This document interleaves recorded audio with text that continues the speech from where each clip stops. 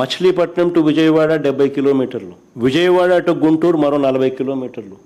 మచిలీపట్నంలో మేము కడతా ఉన్న పోర్టు, మా హయాంలో పోర్టుకు శ్రీకారం చుట్టాం, పనులు మొదలుపెట్టాం, పర్మిషన్లు తెచ్చాం, ల్యాండ్ ఇచ్చాం, ల్యాండ్ కొనుగోలు చేసినాం, ఫైనాన్షియల్ క్లోజర్ కంప్లీట్ చేసినాం, ఎవరితో ప్రమేయం లేకుండా దానికి డబ్బులు వచ్చేట్టుగా ఏర్పాట్లు చేసాం.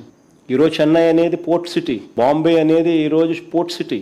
ప్లాన్ బి కింద మేము చెప్పినాం, మచిలీపట్నం టు విజయవాడ 70 కిలోమీటర్లు, విజయవాడ టు గుంటూరు మరో 40 కిలోమీటర్లు, మొత్తం ఈ 110 కిలోమీటర్లు నేషనల్ హైవే రోడ్డు ఉంది. ఈ నేషనల్ హైవేకు కాస్త అటు ఇటుగా ఈ మొత్తం క్యాపిటల్ ఏరియా కింద డిక్లేర్ చేయండి. మచిలీపట్నం నుంచి ఎంఏ తీసుకోండి, విజయవాడ నుంచి విఐ తీసుకోండి, గుంటూరు నుంచి GUN తీసుకోండి, మావి గన్ అని పేరు పెట్టండి. మచిలీపట్నం, విజయవాడ, గుంటూరు, మా వి గన్. సరే, గన్ అంటే బాగుండదు నీకు, అది జగన్ అనేది గుర్తుకొస్తుంది లేననుకుంటే సరే వేరే పేరు పెట్టండి. బ్రహ్మాండమైన 110 కిలోమీటర్లు క్యాపిటల్ ఏరియాని డిక్లేర్ చేయండి కారిడార్ కింద.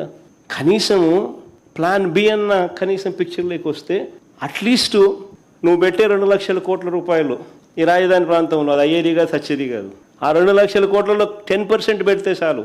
ఈ మచిలీపట్నంకు, ఈ విజయవాడకు, ఈ గుంటూరు మధ్య కనెక్టివిటీ కోసం, రింగ్ రోడ్లు, ఇతరాతర పనుల కోసం, ఇతర మౌలిక సదుపాయాలు, చిన్న చిన్న మౌలిక సదుపాయాల కోసం 10% పెడితే చాలు.